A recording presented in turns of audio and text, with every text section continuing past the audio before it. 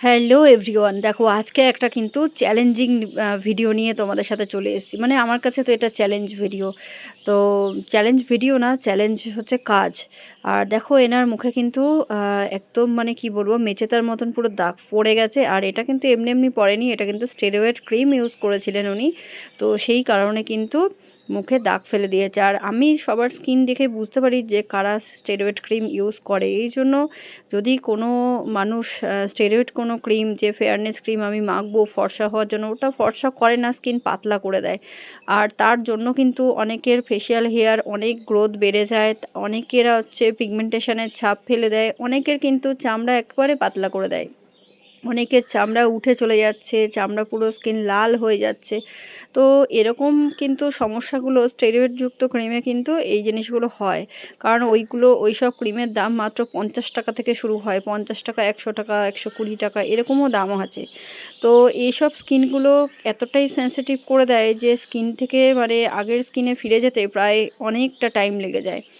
সেই জন্য বলবো একটাই কথা, যে যারা যারা এরকমভাবে তোমরা স্টেরয়েড ক্রিম ইউজ করছো তারা কিন্তু একদমই বন্ধ করে দাও। এখনই যদি বন্ধ করে দাও তাও কিছুটা ভালোর দিকে যাবে। যদি কেউ নতুন শুরু করো তাহলে ফটাফট বন্ধ করে দাও।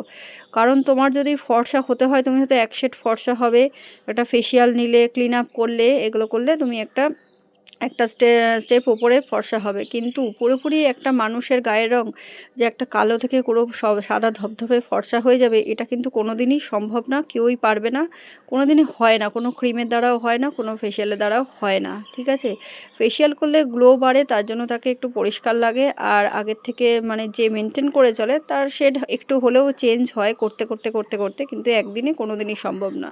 তা আমার কাছে এই কাকিমাটি এসছিলেন যে আমি এরকম মেখেছি, তা আমার মুখের এই অবস্থা, আমি কি করব, কিছুই মাখতে পারছি না, কিছুই ভয়ে আর মাখছি না, এরকম একটা ভয় পেয়ে গেছে যেহেতু ওই ক্রিমটা মেখে এরকম হয়েছে। আর উনি যেহেতু কোনো নলেজ ছিল না যে এটা মাখলে এরকম হতে পারে বা কেউ বলেও নি, সেই কারণে উনি মেখে গেছে। আর মেখেছে, মাখার পরেই কিন্তু এরকম একটা দাগ ফেলে দিয়েছে।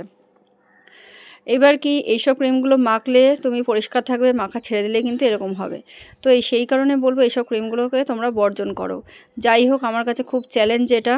আমি প্রথম যখন ফেসিয়াল করলাম, এটা আমি আজকেই করেছি এই ফেসিয়ালটা। তো এই ফেসিয়ালটা করার পরে ওনাকে রেজাল্টটা আমি তোমাদের সাথে শেয়ার করেছি, তোমরা স্টেপ বাই স্টেপ দেখতেই পাচ্ছ।